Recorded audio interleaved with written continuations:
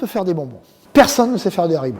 Il y a 16 sites de production en Europe. La France est la deuxième filiale. Les chiffres du groupe ne sont pas publiés. Parce que c'est une société qui n'est pas cotée en bourse, c'est une société familiale. Ce n'est pas un problème d'opacité, c'est plus un problème d'extrême discrétion. C'est un peu l'adage pour vivre en euro, vivre en cachet. Tous les sites de production sont en Europe et en Turquie.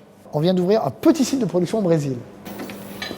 Le président Haribo, et que ça sonne. Ma señora, c'est pas possible. Les bonbons Haribo, c'est que pour les enfants. Chez le président Haribo.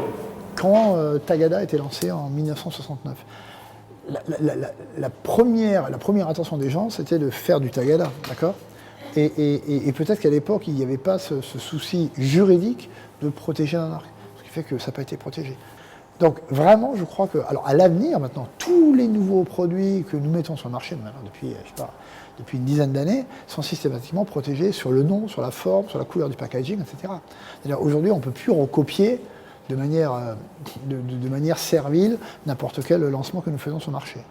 Ça n'a pas été le cas par le passé. Et ça a été une leçon, je crois, qui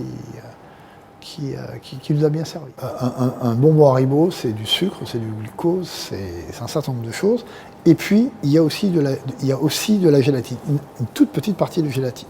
Donc, il y a des alternatives. Les produits végétariens qui arriveront maintenant sur le marché, il n'y a pas de gélatine. Donc, il n'y a pas de procès sur un produit qui est très naturel. Haribo est en vente libre, Haribo n'est pas en vente forcée. Donc, je crois que le choix est ouvert à chacun. Haribo, c'est beau la vie pour les grands et les petits.